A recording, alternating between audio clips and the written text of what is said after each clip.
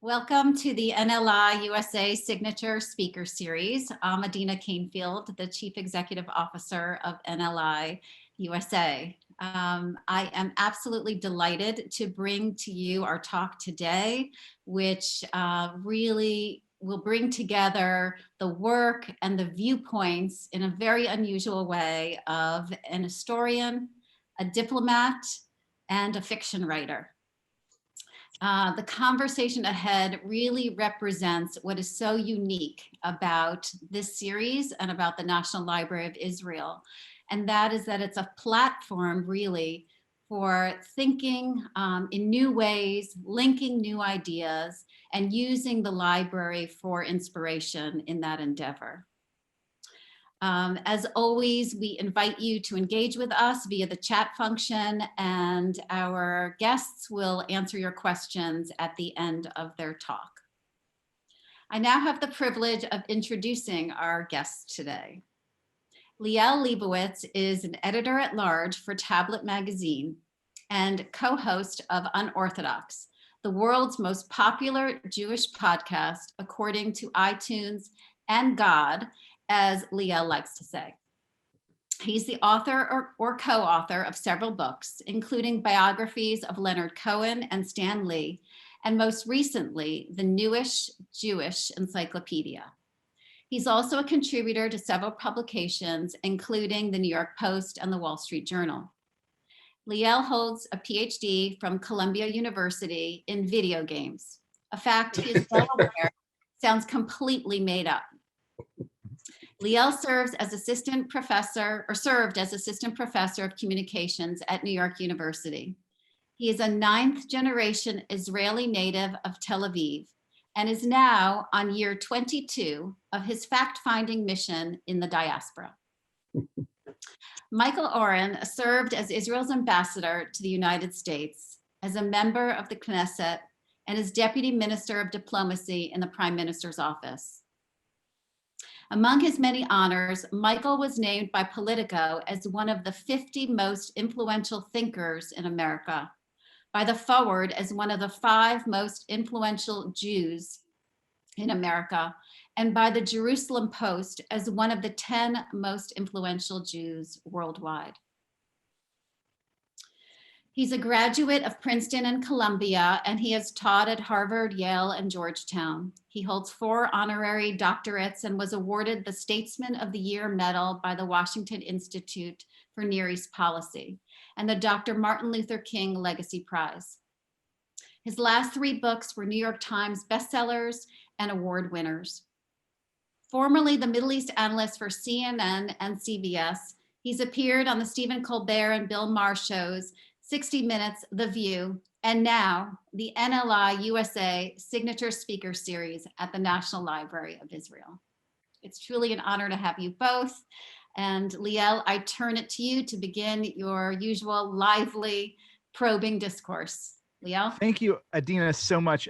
What a pleasure it is for me. First of all, because the National Library of Israel is one of my absolute favorite places in the world. It's like Disney World for me, just to go there and soak in anything from the Bible to Kafka is always a treat. And not only am I hosted by this wonderful institution, I am speaking to a person that I not only admire, but also happen to like, which doesn't happen, this Confluence so often, and whose writing has always delighted me, but is delighting me more and more and more now that it is, as we shall soon discuss, unleashed from its suit and tie tethers.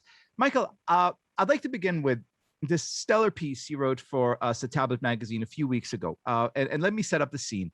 So you're in the United States, you're a minister, you're about to deliver a high holidays sermon to rabbis, and you learn literally kind of mid-speech that President Shimon Peres passed away. So obviously to fulfill your duties, you have to rush back to Israel, and you record your address, you post it online.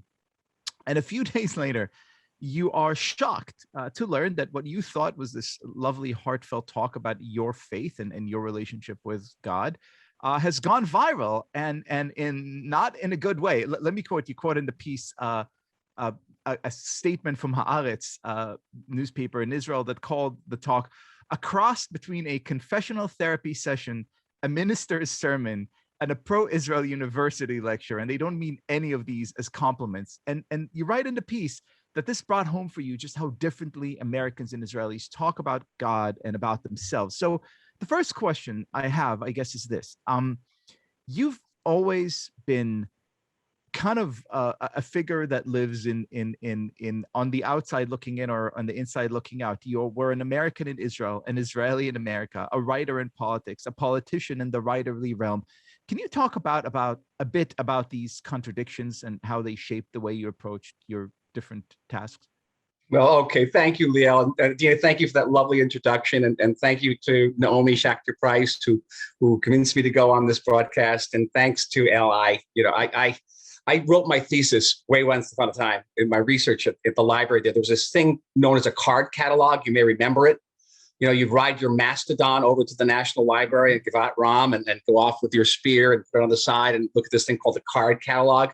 You may remember that. So I have very fond memories. I can smell it. It had a kind of like a chocolatey smell. It smelled like old chocolate. I used to love to look for it and you go through all the cards. Okay, so your question is, I often find myself straddling not just two cultures, a culture in the United States where even if you're Donald Trump, you have to talk about your relationship with God. You've got to talk about your faith.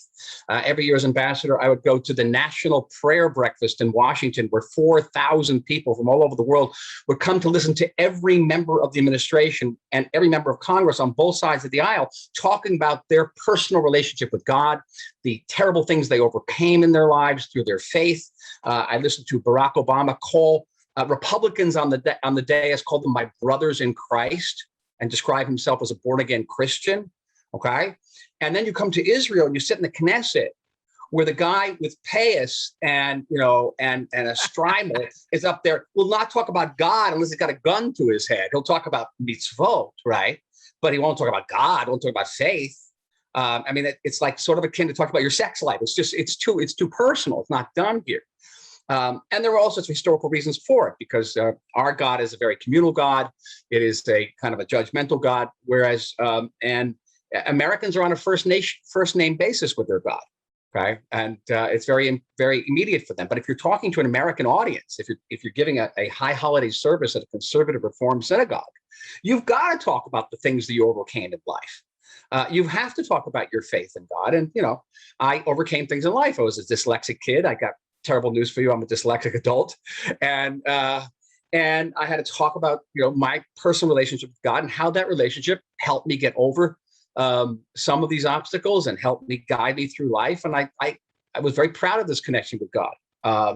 I get back to Israel and find out that I'm a lunatic for actually admitting the fact that I had difficulties as a kid. I mean, no Israeli politician will ever admit to having any difficulties with anything. I mentioned in that article that pictures of the president and the vice president of the United States, they're always smiling. There's a lot of teeth. Right. But pictures of Israeli politicians are all snarling at you. And if you're not snarling, they make you snarl. They give you little, whiskers on your chin, and they get your eyes all closed like you're about to kill somebody. It has to do with our neighborhood. So I'm straddling these two cultures where, in America, you have to talk about God, you have to talk about faith. In Israel, you cannot talk about that. But it's also straddling two parts of me, which would have been, on one hand, talking about me as a writer, as a creator. And that particular sermon was a very deep exploration of what I called Neo-Paganism, whereas in old paganism, people vision gods to be more or less like human beings. But in the new paganism, you don't belong to a church or synagogue unless the God who's in that church or synagogue subscribes to your political agenda. So the God you worship not only looks like you, but actually is you. So this is neo-paganism. And so this was something I explored, this idea, as a writer, I think as a thinker, but nobody in Israel paid the least attention to that. It was all about my belief in God and the fact that I admitted in front of an actual live audience that I had dyslexia. And that was cause enough to get me pilloried. And I've had, this has been an experience I've had for many times. I just had one in the last 24 hours. I have to tell you now, Halloween is taken off here. And I go to visit my kids live in one of my sets of kids with grandkids lives in Evan Yehuda. It's a lovely community sort of east of Netanya, and they had Halloween. The whole neighborhood was out in Halloween. They decorated the streets. It was kind of wonderful. And I put this up on my Facebook. And the next day I was excoriated for Avodah Zarah, okay, for idol worshiping. And that the Halloween is a Christian holiday, and how dare I, as an Israeli public official or figure, how dare I, extol this morbid Christian holiday? Here's another example. Here I am sitting in Israel. I maybe should have been more sensitive, but heck with it. I mean, if we can give our kids here a chance to celebrate, occasionally they're under rocket fire. Why not? But there's an example of where you can fall between the cracks of two cultures, two political cultures, certainly, but also two identities as a writer and as a public servant. So I want to focus on the writer part for a moment. And since we're both Israelis, push you to sort of get down and dirty, and also as an American, push you to be open and emotional. I want to hear about this moment in which you've had your role as an ambassador, you've had your role as a minister, you've served at the highest levels of politics, you've always been a writer, it's always been a part of you, but now here you are in your book-lined study saying, it is time to take off the tie, proverbially or otherwise. It is time to completely succumb to the writerly impulse. It is time to write short stories. It is time to write novels. Is there like an emotional moment? Do you pour yourself a martini and be like, finally, I'm free? Or is it much more subtle than that? No, it actually doesn't exist. The martini lasts for about 5 minutes.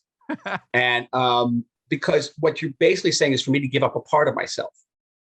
And I can't do that. So some of you may know that I'm now running to be the chairman of the Jewish Agency. It's a highly political race for a highly politicized position. And believe me, you got to be a politician on this. On the other hand, I've just finished my fifth worth of fiction. I've just actually sold it this week. I'm writing my next collection of short stories and deeply into it. And I cannot give that up. It was painful for me to be in public office where I couldn't publish. You could write, but you can't publish. In Israeli public life, and part of American public life is the same kind of restriction. So there was that release of actually being able to get these books out. But what you're describing, Liel, is a suppression of an essential part of myself. And I don't see them as two parts. I see them as one part. And it's interesting because one of the things that draws someone like me to this place is the fact that I'm living in probably the only country in the world that was created by writers. Most of you are talking to me or listening in the United States of America, and that was a country that was founded by essayists, people, coming out of the 18th century Enlightenment rationalism. America was an act of the mind, but Israel was created by Herzl and Jabotinsky, who were playwrights and poets and novelists. Israel is a flight of imagination. This should be the natural place for someone like me, who wants to be on one hand a writer, on the other hand in public life. And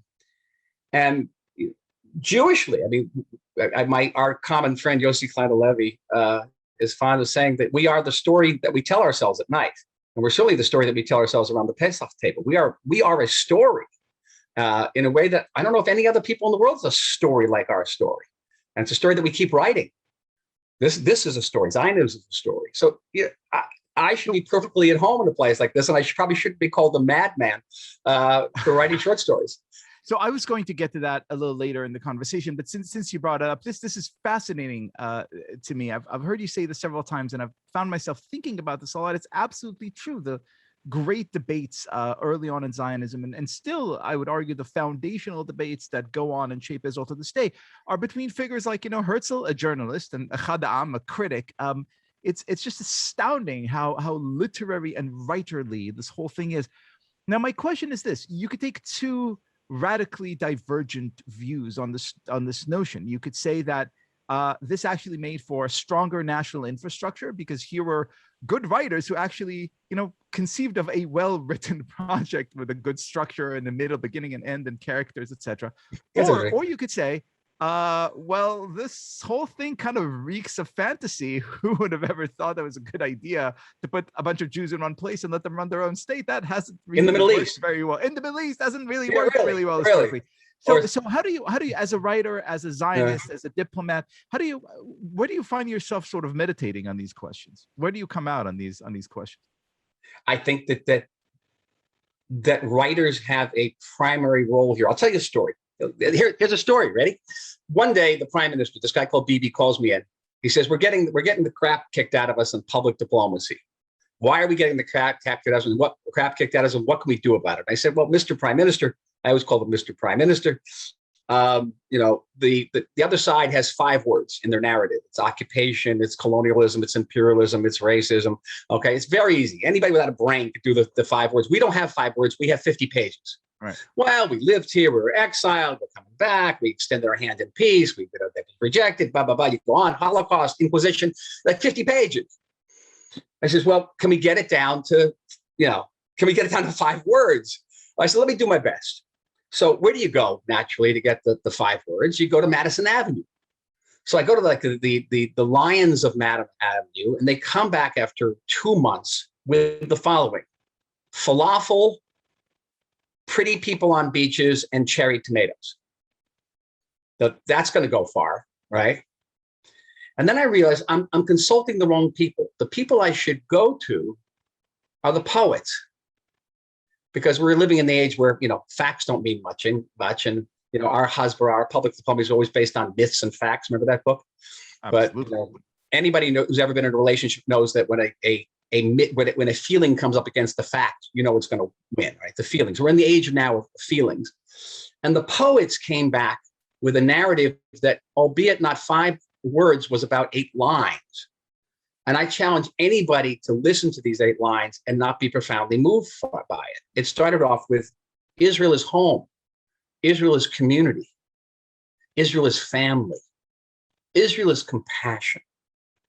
We talked about absorbing refugees from 70 countries. By the way, the Holocaust was alluded to, but not specifically mentioned. It was an improbable story of 4,000 years. And that was a lovely line. And there is a role for poets and writers in statecraft, in defending this country. Writers and poets actually have a strategic role to play, not just a cultural role.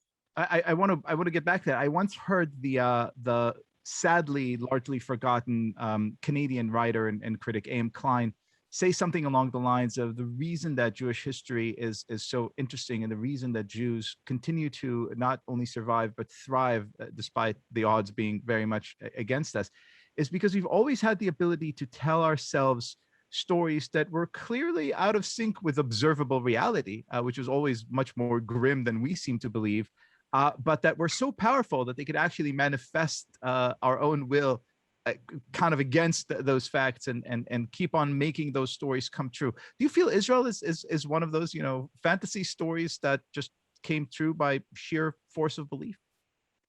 Definitely. But again, we go back to these writers who created this country and who kept on writing it. They kept on reinventing it. So you could have, at Cafe Cassis, you could have Moshe Dayan sitting with Natan Altman, and you'd have Bialik and Chernikovsky and Shlonsky sitting there debating Israeli policy. And then later in the next generation, you had Amos Oz and Aleph Bet Yehoshua founding the peace process, fighting the peace movement. It goes on. It wasn't just back in the turn of the century, the last century.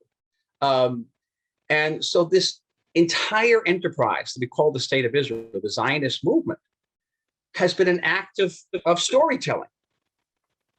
And we're telling our stories. We're telling that story to this day. And sometimes Israeli reality outshines the fiction. The aliyah of nearly 1 million Jews from the former Soviet Union, of 100,000 Jews from Ethiopia. Show me the writer who could have actually written that. Really, our reality outpaced fiction. Show me the reality that I've seen I've been living here more than 40 years, and I arrived in a backwater country in the aftermath of the Yom Kippur War with an economy that was failing, largely agrarian. And 40 years later, we've got this country that's listed probably like the number 8th most powerful country in the world and number 1 in innovation. To me, if you would have told me in the day that I landed here in the rain with a backpack on the back that someday we'd have peace with Egypt, someday we'd have peace with Jordan, sometimes we'd have peace with 4 other Muslim countries, that we'd have relations with China. We'd have relations with China. We'd have relations with India. India wouldn't let our badminton team play in India. Wouldn't let our chess team play in India. That we'd have relations with Africa. We'd have relations with South America. I'd say you're nuts. You're crazy. Even the writerly part of me could not have imagined that. And yet. And so there's an element of fantasy about this. And of course, here in America, a country famously prickly about the integration of intelligentsia and state, there are more than a few who say, hey, writers, intellectuals, artists, poets, actors, musicians, stay in your lane. We don't care what your opinions are about politics. That's for us to decide. That's for the professionals. That's for the voters. And yet you seem to think that the strong engagement of writers like Aleph Bet Yehoshua and Amos Oz in the peace process, the strong voices that really those Israeli writers have expressed for the last 30, 40 years is not only welcome, but actually sort of foundational. Sure was foundational. And on the left, on the right as well, on the left, I mean, who founded the Greater Israel movement? It was Moshe Shamir, the novelist, Uri Zvi Greenberg, the poet, Chaim Guri, the poet, Naomi Shemer, the composer. These are the people who launched what later became Gush Emunim and the settlement movement. So it's on both sides. They've been absolutely foundational and transformative in the politics and evolution of this country and its society. In America, there's a deep divide. There are many deep divides in America. We know about the divide between those who serve and don't serve, but except for that sort of one resplendent moment during the Kennedy administration, the Camelot. And I don't even know how deep that actually went. There was very little interaction between the poets and the politicians.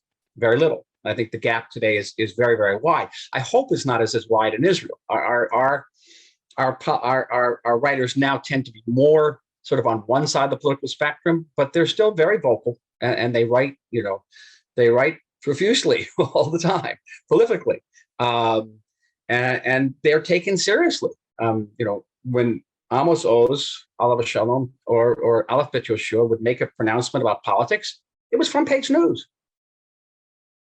So we'll get back to the big picture in a moment, but I want to slow down a touch and really dive into your writing, because as far as I'm concerned, we're here to celebrate you first and foremost among your many hats and facets as a writer.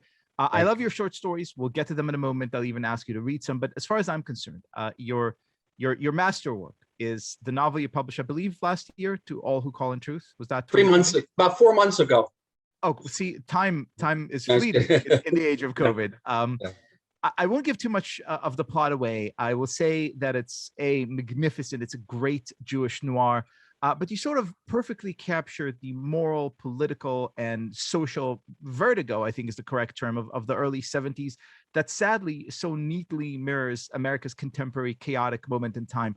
So that really shouldn't be very surprising to anyone who's been following your career. You're a trained historian, but I'd like to kind of ask you to reflect on how these two inclinations, on the one hand, your academic training to capture the past faithfully, and on the other hand, your artistic inclination to sort of give liberty to creative thrusts, how these two coexist. Is that an easy relationship that they have, or are they sometimes kind of prickly to each other? No, it's actually symbiotic and essential.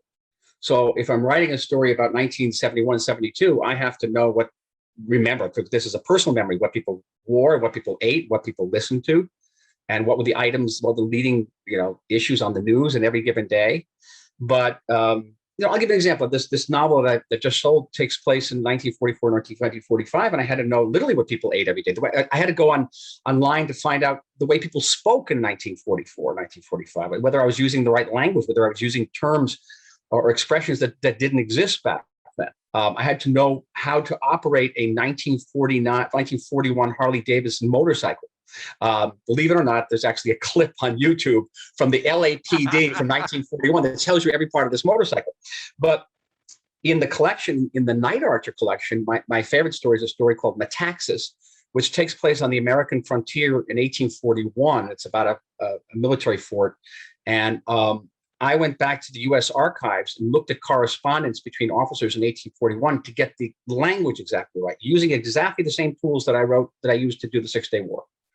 I had to learn about Native American folklore, about Bigfoot, and went into websites to discuss that. You're using the same tools as a creative fiction writer that you are writing as an historian. And conversely, the best compliment I ever get as an historian is, "Oh, your books read like a novel." Well, thank you. It strikes me that these are also very much the tools of a great diplomat, right? The ability to tell stories, to listen to stories, to incorporate detail, to understand people's motivations. Isn't that also what makes a great ambassador? I always say the most important tool for an ambassador, the important skill that an ambassador has to develop is the ability to listen. And I don't know, maybe it didn't come exactly naturally to me, but I learned to listen in Washington. But I think as a writer, you have to listen all the time. You have to listen to the way people look and the way people are talking, and gestures and situations. You have to be, supremely attentive all the time to the human and non-human environment. But that's true as an ambassador as well. How did I had to learn that when you go speak to a group of congressmen, you are there not to talk, but to listen to them. And that's a huge tool. But when it comes to speaking, when you communicate either through speech or on all those wonderful, horrifying programs that Adina mentioned earlier, and believe me, being on Colbert is actually scarier than being in combat. You have to learn also how to communicate and communicate in a certain way. For example, on Colbert, you can't be funny because he gets to be funny. And if you've got to be funny, he's going to kill you. So you learn to communicate your messages in a non-funny way, which is different than, say, being on Morning Joe, where you're going to have to you're going to have to push back, or anywhere on MSNBC, where the first question, and I'm not making this up, the first question you get is, how many Palestinian women and children is Israel going to kill before you're satisfied? The opening question. So that's different than being on Colbert or Jon Stewart.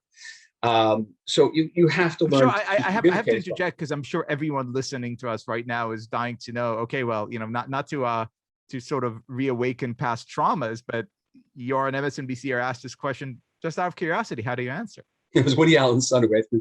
I guess Pharaoh's son. You asked, I says, Israel's not killing Palestinian women and children. Hamas is. It's a question you have to address to the Hamas spokesman. And that goes over well on MSNBC. You can take it harder. I love it's a glutton thing. I love interviews like that. I love interviews on BBC where I can say, you are exactly what you are the dream from Hamas. All right. They send 15-year-old kids up to our border so that we'll shoot them, because if they get to the border, they're going to kill people. And then you accuse us of war crimes. So guess what? Guess what's going to happen tomorrow? Because of your coverage on BBC, Hamas is going to send more 15-year-old kids, and their blood is going to be on your hands. Are you relieved that you no longer have to play to play on these courts, or is there a part of you that misses the kind of content? Neither. I'm still playing them. During the recent conflict in May, I was on the news nonstop, and no, I'm still on there. I think Israel's doing a pathetic job. It's doing a negligent job, but no, I'm still out there. And so, touching on that, and then I really would love to get back to the fiction a little bit. But touching on this, I mean, you spoke before very movingly and candidly about the sort of the ongoing Hasbara conundrum of how shall we tell our stories. So assume for 1 minute that you were universally and uniformly in charge of all Israel's storytelling efforts, with no competing voices and with no end of budget. You just said, we're doing this job in a way that's not to your liking. What can be done better? Well, many things. We start training a generation of young people who come out of the military, who speak different languages and come from different ethnic backgrounds, who are smart and eloquent, and teach them how to answer a question like that on MSNBC. Teach them how to get up in front of an audience of howling protesters at any American university. Teach them how to write an op-ed which is an art form, hopefully not a dying art form, but an art form. And then also make sure that they're the smartest people in the room, because if you're going to walk into that auditorium of howling students, you better know answers better than anybody else in that room. So it's a dream I have to create a cadet course like this, with, 3 years of just Middle Eastern studies and communications. I would invest heavily in social media, in reaching people on the platforms in which they are to be found, and in the languages they understand, not our languages and not our platforms. And I would work very, very strongly in the field of popular entertainment. What do you think the greatest coup of Israeli Hasbara of all time? I would say Miss Gal Gadot. Not bad. I think that's probably a second. The biggest one was Exodus, which came in the aftermath of the Suez Crisis, and Israel's name was in the toilet because we were linked with British and French imperialism. And along comes Otto Preminger, and along comes Paul Newman and Leon Uris, and they turned the whole thing around. How many people made Aliyah because of Exodus? Shalom Ari kind of thing. And the power of popular entertainment to change public opinion, the way it changes, for example, the gay marriage issue in the United States in the course of 5 years, is very, very powerful. I'm now working on a project with United Hatzalah, people on the motorcycles. And I'm in negotiation with Netflix to do a drama based on Hatzalah. And I can't think of anything more important I can do in the field of public diplomacy than that drama. If it becomes like, it's ER meets Sons of Anarchy, but it's ER meets Son of Anarchy meets Stitzel. With Stitzel, okay? And a little bit of Fauda thrown in, just a little. And I can't think of any. That's going to reach hundreds of millions of people, and perhaps transform their image of Israel as a country of conflict to a country in which people from different ethnic and religious backgrounds will reach across multiple streets to help other human beings. And that could be transformative. I'm traveling to Hollywood in a couple of weeks for the negotiations. I hope it works out. But besides wanting to help Hatzalah, I want to help the Jewish state. And I think this could be transformative. So this really makes me wonder. I love everything that you're saying, and I agree with it. But there's a not insignificant part of me that says, look, you are, in addition being a great diplomat, you're also a great artist. And as a great artist, that the type of writing that is most moving, that is most evocative, that is most timeless, is precisely the kind of writing that sort of stems not from some end goal like, oh, I need to convince people that the story of Israel is important, but rather from this kind of pure, unmitigated, emotional, moral clarity that you just have irrespective of an end goal. Is part of the problem maybe that we've become so obsessed that we have to convince other people that our story has merit? Should we maybe just ignore the rest of the world and say, hey, man, we're just going to tell the stories we want to tell because they mean something to us. And we don't really care if you listen or not, because these are our stories. You sound like 90% of the young Israelis I meet. I'm Israeli, young. 90% of the young Israelis. Not anymore, but yeah. I must say this is the most depressing aspect. I go around Israel talking about these issues, and the increasingly the response I get from young Israelis is the world is anti-Semitic. No matter what they do, we will be wrong, and it's a waste of money. Let's take the money that we would spend on public diplomacy and put it into schools in the periphery. Now, go respond to that, because it's actually a compelling response. And these are kids from the right, the left, up, down. Doesn't matter. That's their sense. That in what we do, the world is going to hate us. And to a certain extent, they're right. My response is, something, there is much to what you say. It's a compelling response. But if we can persuade 10%, if we can persuade 50%, I sound vaguely Abrahamic here, that it'll be worth it. And then you have to speak Israeli. You always have to speak like remember I talked about how you have to speak American Jewish, in synagogues on holidays. You got to speak Israeli. And you say, if we can get 10% or 50% of people to change their minds, it will give the IDF another 3 days to operate before the world comes down on us like a ton of bricks and demands a ceasefire. And then they'll say, oh, we get it. Oh, so, okay. So to Netflix is good. We understand. The Netflix will give us more time to kill our enemies. Right? That's welcome to Israel. So literature is good. It's born of realpolitik. It's born of reality, and so okay, they'll say, go tell your stories and give our army a couple more days. And it's true. Whenever we had a crisis at the embassy, especially a military crisis, I would gather my staff today and say, listen, our job here is to gain time for the IDF to do what it has to do. We are in the time and space business. Let's go out and get time and space for the IDF. And I meant that. That was my experience. So I want to give you both the time and the space now to showcase some of your incredible work. Because again, I'm sure everyone on this call right now are already big Michael Oren fans, but I want to make sure that they leave as not just fans of Michael Oren, the diplomat and the public figure, but also the writer. You're kind enough to read a short story for us, which you've mentioned before, about Abraham. Kindly set it up. What are we going to hear? So Philip Roth, of course, I'm a veteran Philip Roth fan, and I came from more or less his community. And there's never a Philip Roth that doesn't mention Beth Israel Hospital in Waquaik, Newark, and my father was the director there for 40 years. Philip Roth said famously that every Jewish writer is competing with the Bible, and every Jewish writer feels inadequate in the face of the Bible. So we're basically a lost cause as a group, Jewish writers. And I agree. And so I decided not to compete with the Bible, but sort of grapple with it.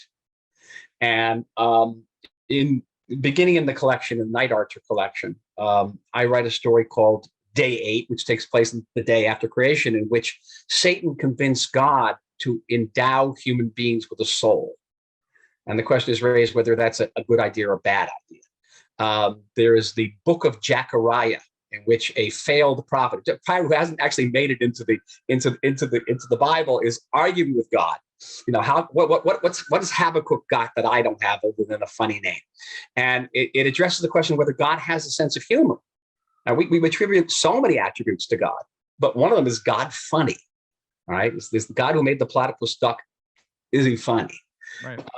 And now you just have to look at Israel's electoral reality to know that the answer is, yeah, God has a great sense of humor. It was former Israeli head of the Air Force in the Six-Day War, as he was dying of cancer, said that someone should run out and ring a bell for those people who were crazy enough to think that the Jews could maintain an independent state. Mm-hmm. Right? Moti Hod said that, like his dying words. Ring the bell for the crazy Jews who thought they could run a state. As they say in Hebrew, yesh b'zeh mashu. People are crazy. But so is Herzl and so is Jabotinsky. It is the flight of imagination. We are living in the country of imagination. So I'm now in the midst of a next collection of short stories, and I've gone back to these biblical themes in grappling with the Bible. I recently wrote a story called "The Truth About the Fall," in which Adam and Eve actually argue with God about getting out of Eden, and the snake tries to convince them to stay.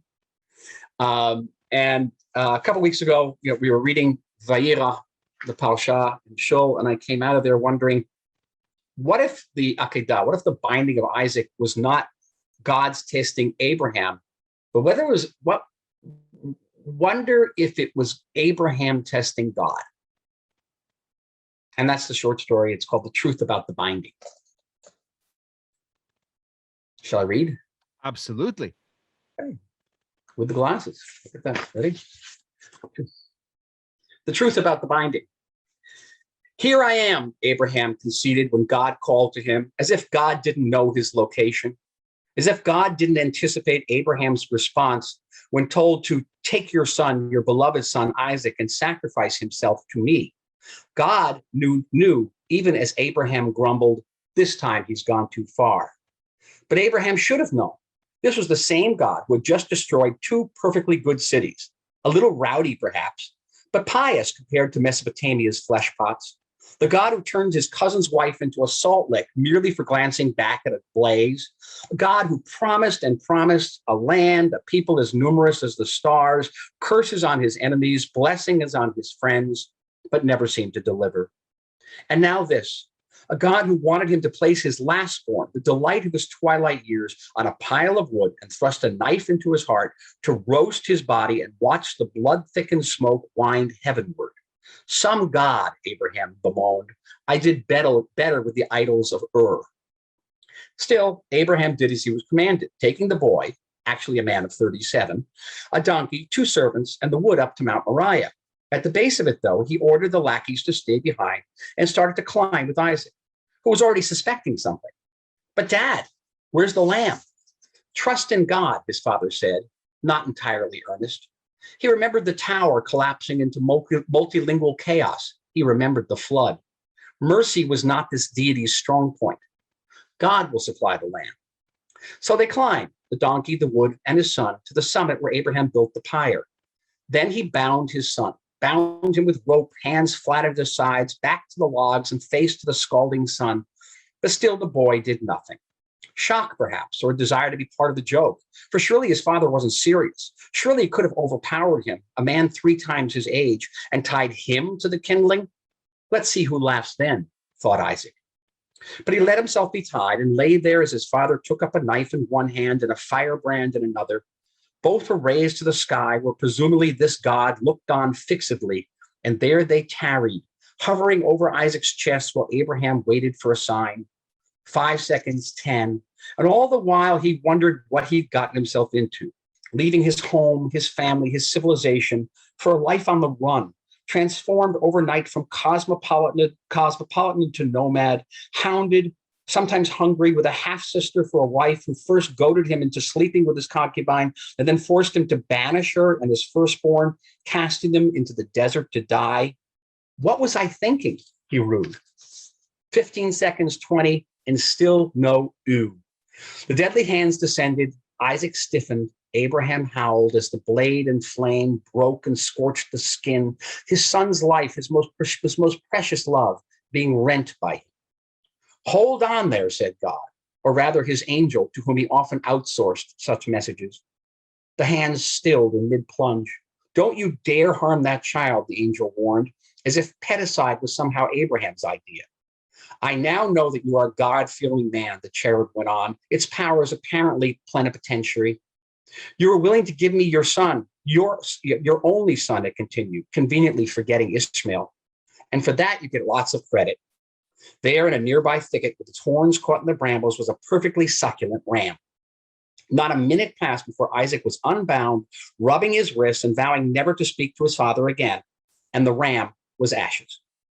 Later, Abraham descended Moriah, alone. Even the donkey had scorned him, and caught up with the servants. All the while, the angel flew over him, blandishing him with more of those promises, evil for his enemies, blessings for the world, more descendants than all the grains of sand.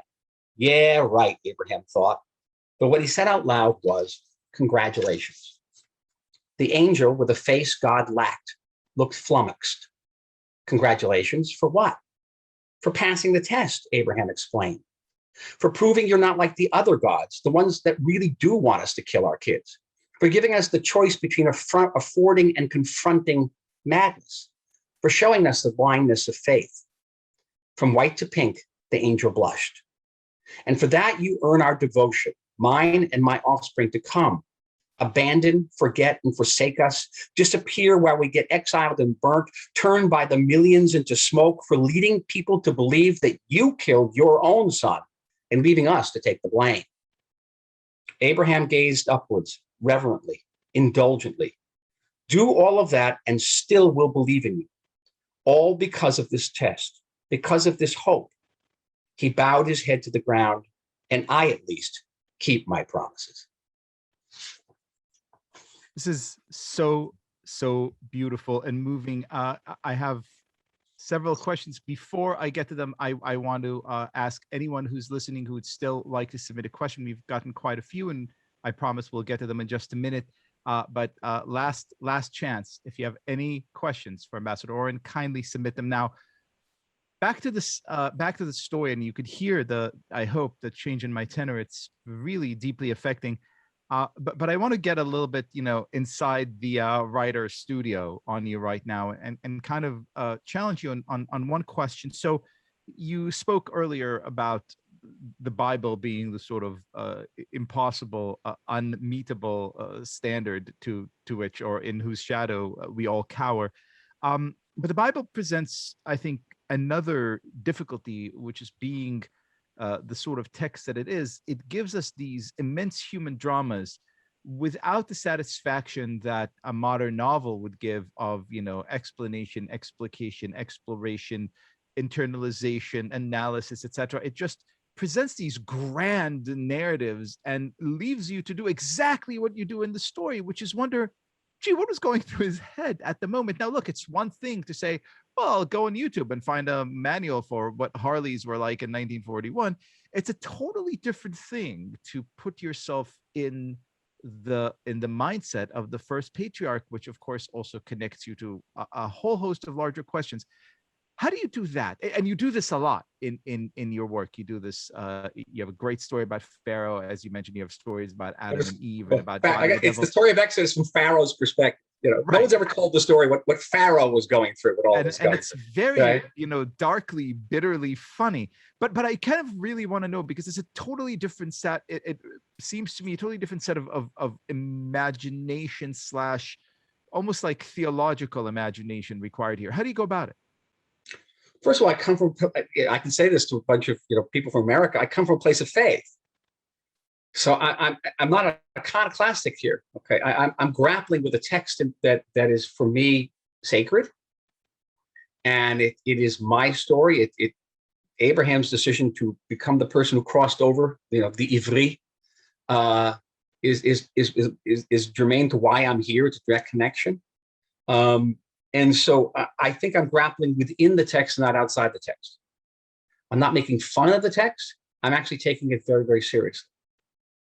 And the stories are always, it's also about something. The story about Pharaoh is not just to give Pharaoh a voice, but it asks the question, what is the nature of free will? Pharaoh was several times disposed to let the Jewish people go, to let the Israelites go. But God hardened his heart. And then the question then is, why should Pharaoh have to pay for a decision which he in fact did not make? And do any of us have free will? Are any of us truly free? And which is a cardinal question for Jews. It's the question of, we are people, the only people I know that actually have a holiday dedicated to freedom, but it's also the holiday that imposes on us the greatest restrictions. And, and what do? We go to Sinai and get more restrictions.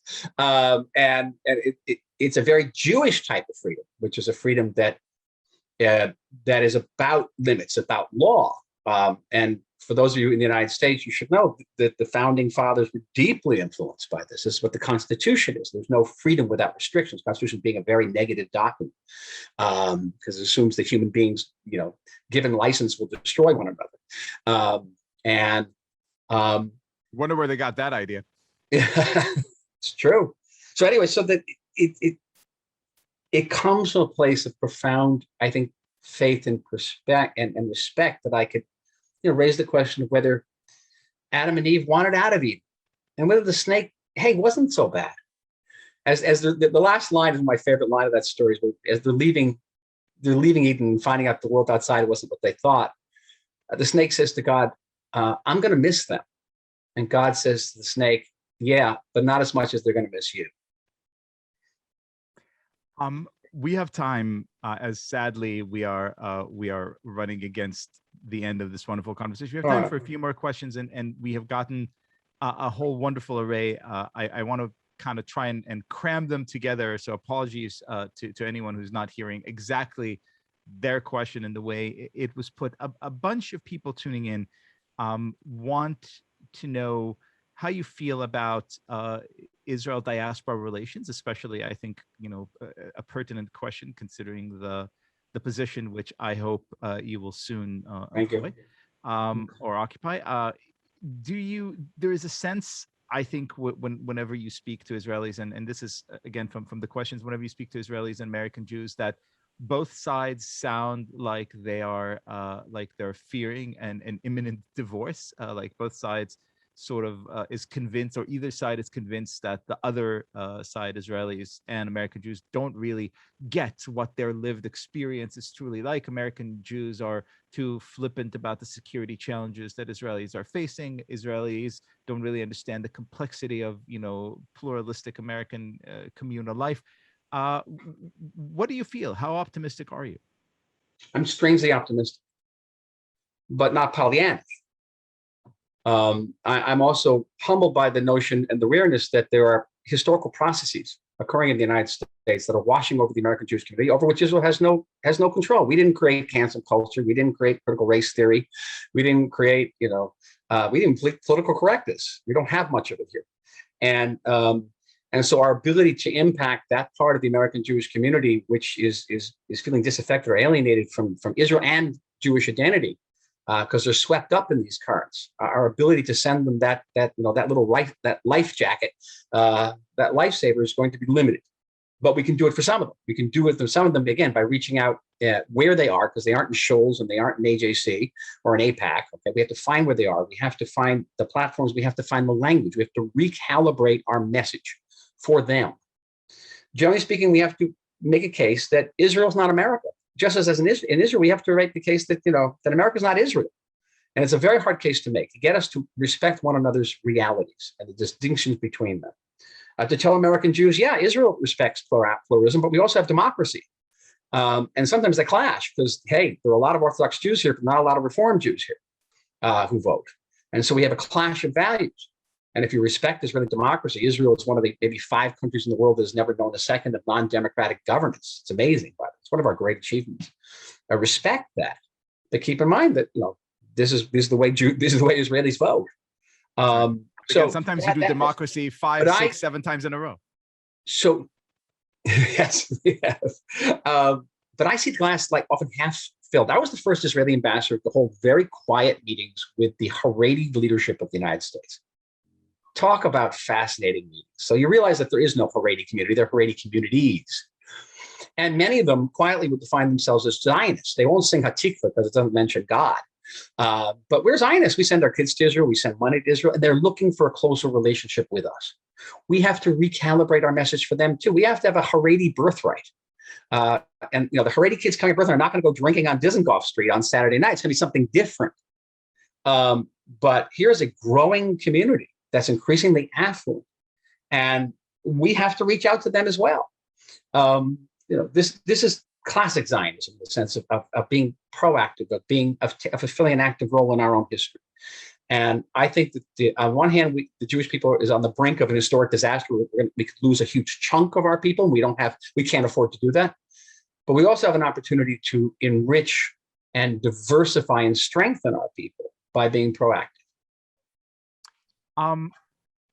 A host of listeners want to know, and this I think ties right into what you just said, about your own personal Aliyah journey and the stories that inspired you to decide that you are going, despite so many promises of a brilliant career in the American meritocracy, to come and commit your life to a very, very different reality.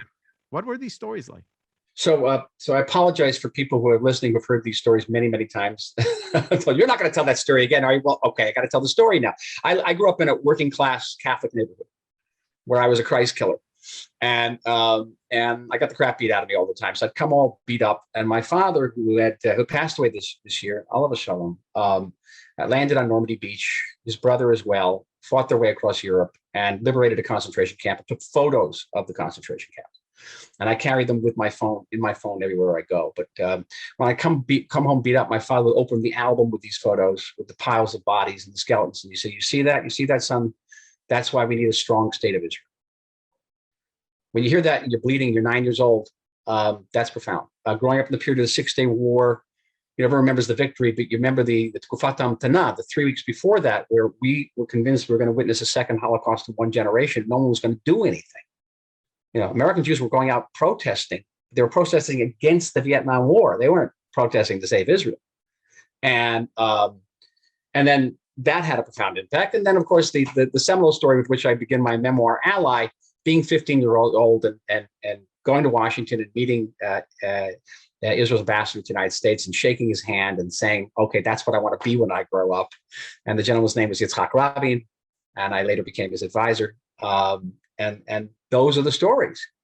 But, the role of heroism, particularly for an American Jew growing up in the shadow of the Holocaust. I used to say that, where I grew up, that the ovens of Auschwitz were still warm. And, seeing Elie Wiesel when I was 15 for the first time on a JCC stage, and I can close my eyes and still see this, Liel, being astonished that there was actually a man on the stage talking openly about the Holocaust, because we didn't do that when you grew up.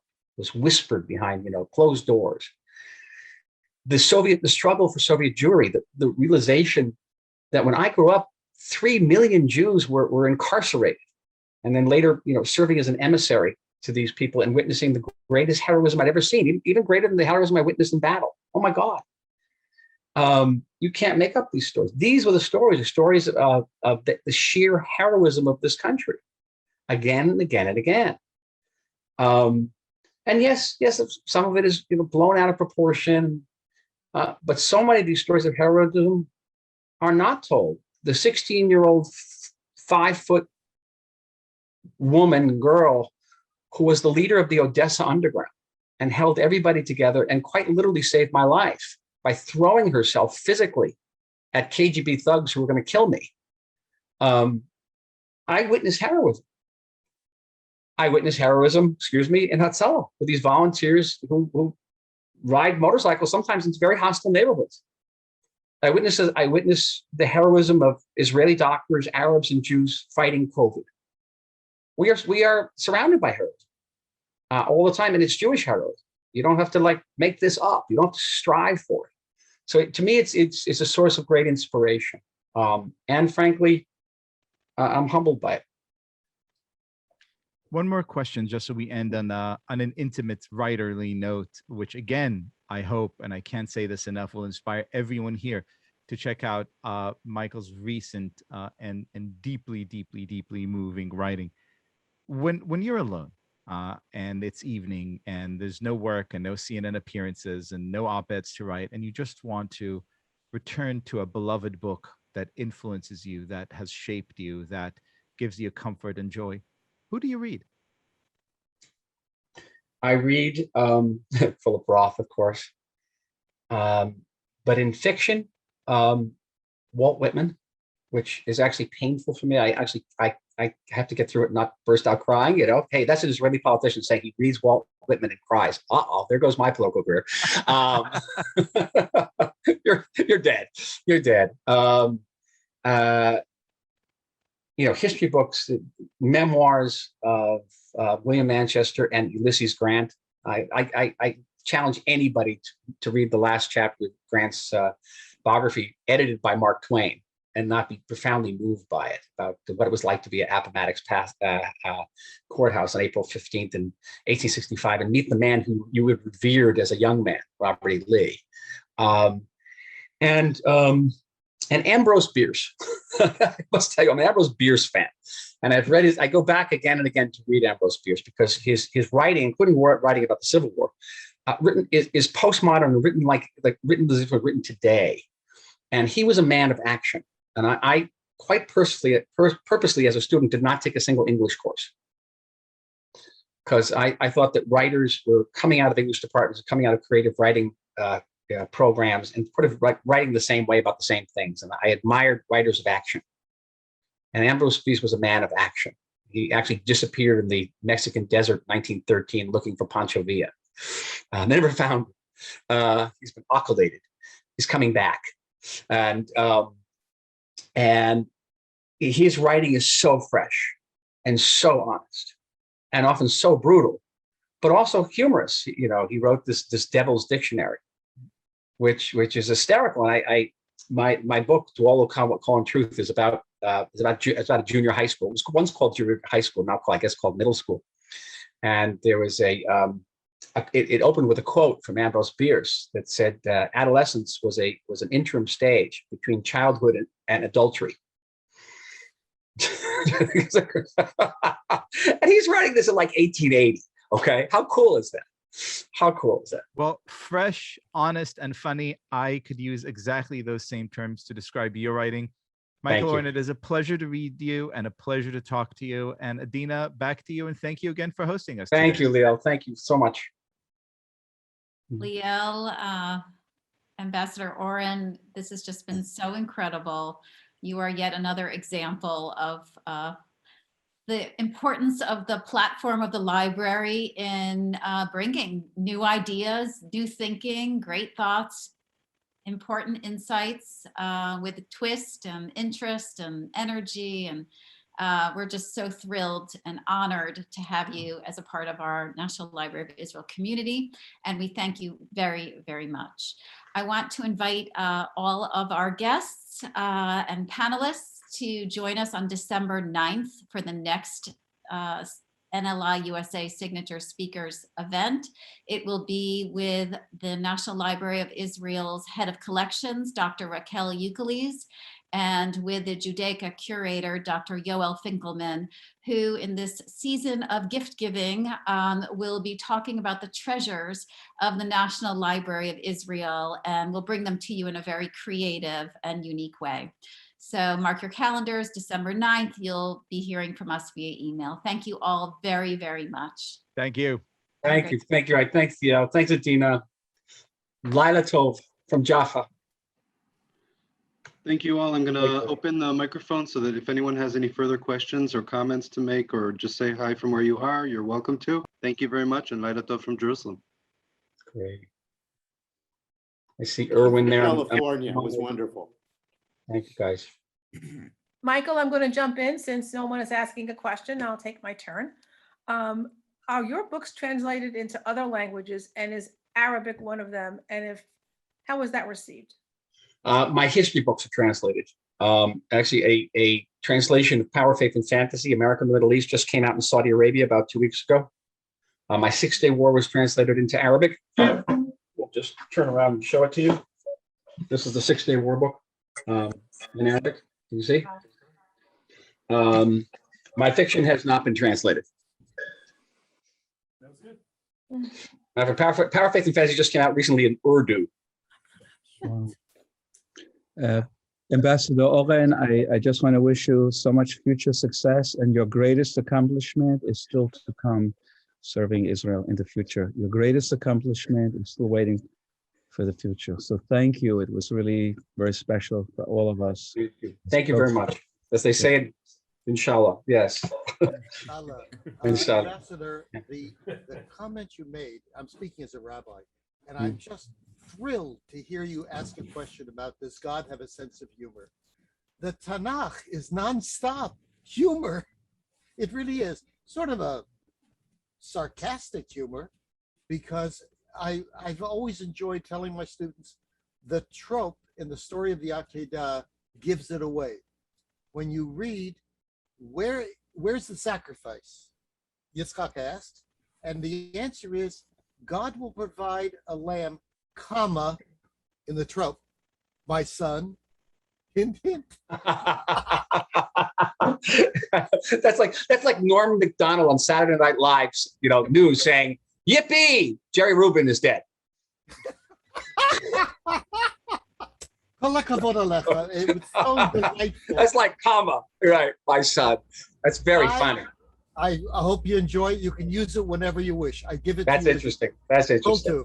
Bye bye. I mean, grappling with the text is what we're about. It's what Chazal is about, is grappling with the text.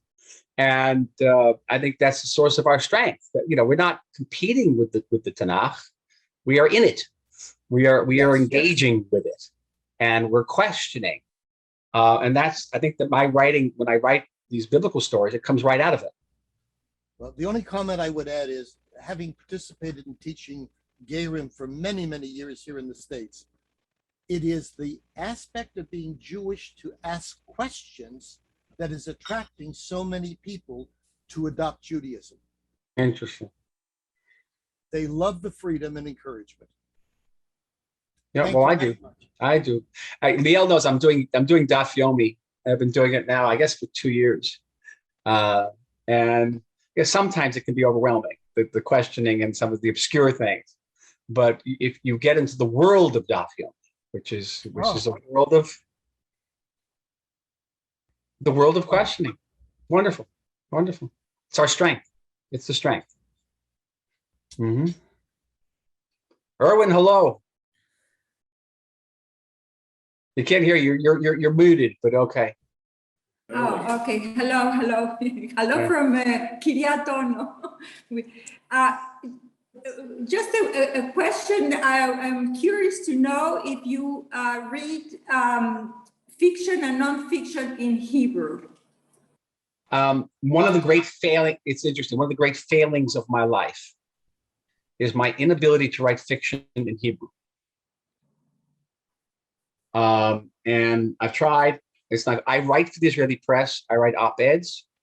All my books have been translated into Hebrew, and I'm the co-translator of my own books. I like to think that they're very good translations. The language of my soul, alas, is English. The way, I don't know, the language of Isaac Bashevis Singer was Yiddish. It's just that's the language of my soul.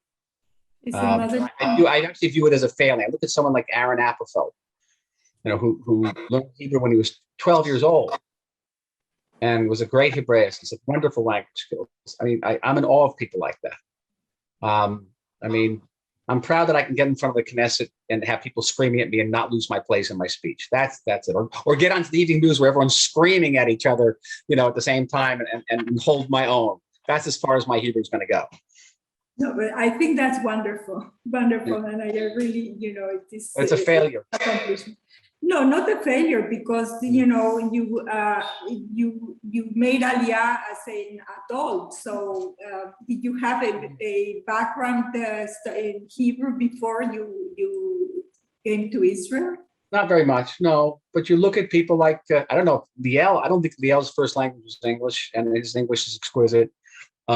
Joseph Conrad, who learned English when he was 26. Really.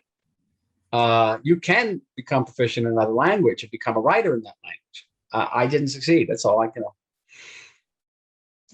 Chalk it up to failure. But I wish I had.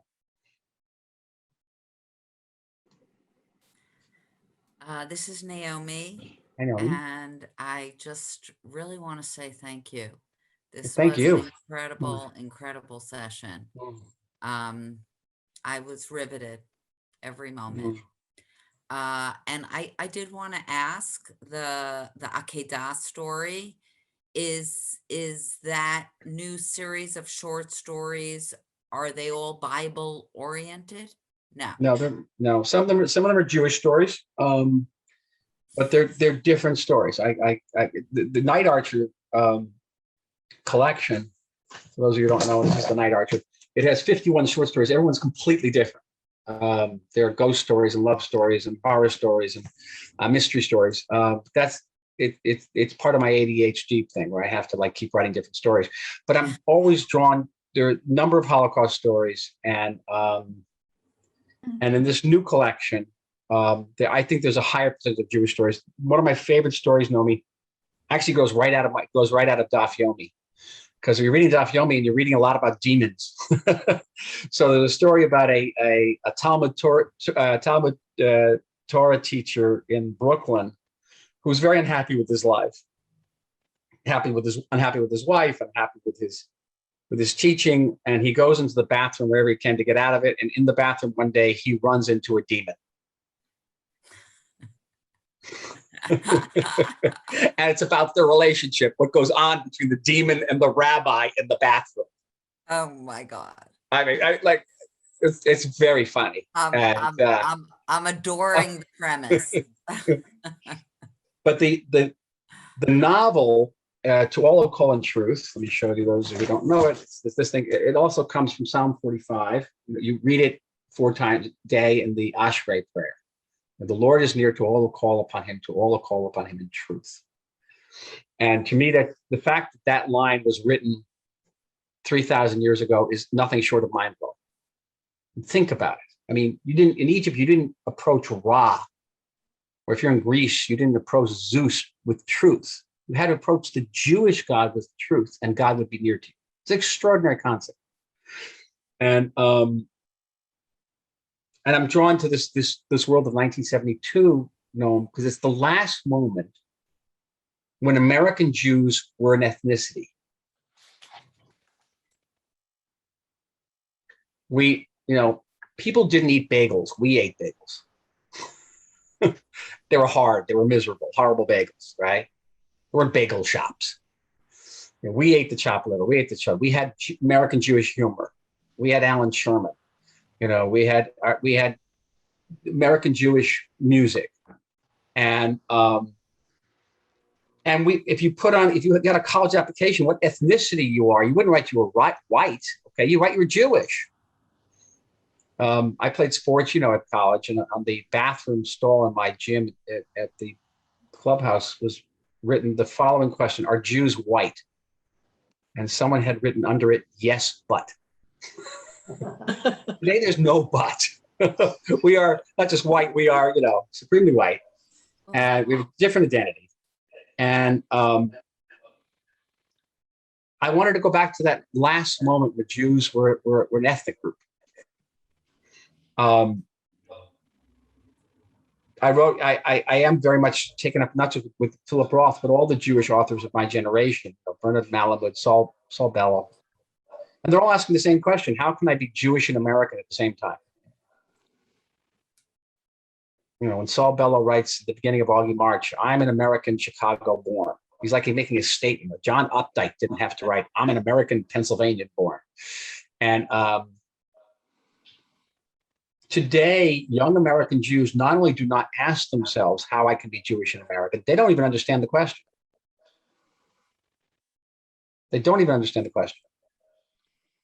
But I think that world of the 1970s, 1960s was a very different world today for Jews. That's a long-winded answer, but I wanted to talk about that. I know. I Thank believe you. that Erwin Kotler was going to ask something. Erwin, did you want to ask something? No, just to commend Michael. I mean, I thought I knew a lot of his writings and work, but today was a real, not only insightful, but inspiring presentation. So I look forward to seeing you soon in Israel. I'm competing against your daughter for this contest for the Self-Mute, and we're very good friends. And I say, may the best, whatever, human being win. And I really wish her best. And she gets it. I think she'd be an excellent head of the Self-Mute. I really do. So, may the best. We'll see. Kol b'chazkat shamayim, as they say. Well, it's good to see both of you there as excellent candidates. Yeah, me too. I agree. If I may, this was wonderful. Thank you. My name is Vivienne Rumani-Den. I came in a little late. I'm sorry. And if you have addressed this already, please, you don't have to do it again. I noticed in the chat that somebody asked you what you thought about Tishbe's book. And I'd like to know what you thought about the book, The War of Return. I'm going to plead ignorance here. So I'm not going to think much. Well, I'm actually. It was written by, oh gosh, the name slips my mind. Einat Wilf. Oh, yes. Oh, okay, that book. Yes. I read that book in manuscript form, and I know not very, very well. And I have very high regard for it. And I think it was an excellent book, extremely important book. I'm sorry, I didn't know it was called. No, it's very interesting because I mentioned it to a lot of people. We also made Aliyah about 3 months ago, but Mazal Tov to you. And certainly people in Israel don't know about it. No, they don't. And they don't know, moreover, they actually don't know the points that are being made in it, which are crucial to understanding everything. And not, I think I was kind of getting at this, is that the people I respect most in public life are people who what I call clear thinkers. Because there's an immense amount of fog, and seeing through the fog to something, to clarity is a characteristic which very few people in public life have. And Not has it. And so it's always worthwhile reading her and listening to her. We don't necessarily agree on everything, but she's a clear thinker. Another one would be Gil Troy, has the ability to see clearly. and anything Gil writes is important to listen to. So It just strikes me that there are some Ben facts. Dror Yamini, if you're reading Hebrew, if you read Ben Dror Yamini in Yediot, Ben Dror Yamini is a clear thinker. It just seems to me that the points they made in that book are quite factual. And as you said, nobody really knows about them or even wants to know. And I wonder if there was a way to just put them out there, especially for the American youth, where they're, I hate to say clueless, generally clueless about some of the facts.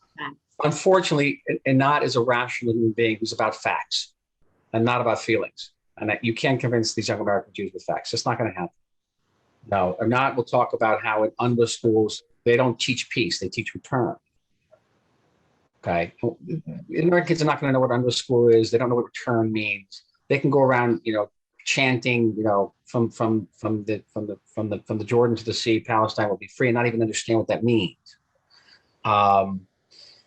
Just anecdotally, I was sitting a while back with Aleph Bet Yehoshua. Yehoshua was an old buddy, and we of course haven't agreed on much, but I adore this man. And he's saying, "I'm no longer in favor of a two-state solution." He says to me, "This is like one of the fathers of the two-state solution." I said, "Why?" He says, "I understand that the Palestinians don't want a two-state solution. They don't want a state in the West Bank and Gaza." I said, hello. Now you're getting around to this? Of course they don't, but okay. But no one ever listens to them. No one ever listens to the Palestinians, because the Palestinians, they're an idea, they're not a reality. And they have to fit into an American, usually, or European narrative.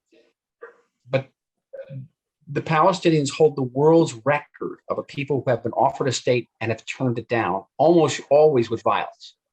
Now, that should be telling somebody something. They should be telling you something. But no one wants to listen, because it's not about the Palestinians. It's neo-paganism. All right? How are we doing there? Anybody have a burning question? We're going into a realm that is now, could be a talk forever. Really. Respectful of your time, Michael, and of everyone's time. We would love to have you back for a future session for sure. And we can delve further into the many other topics that you are an expert in. So I think with Thank that, you, Dina. All right. Laila Tov to everybody. Thank you all for being here with me and us. And thanks to the library. Really, thank you to the library. And thank you for your connection to the library. Bye, everyone. Be well. Goodbye, everyone.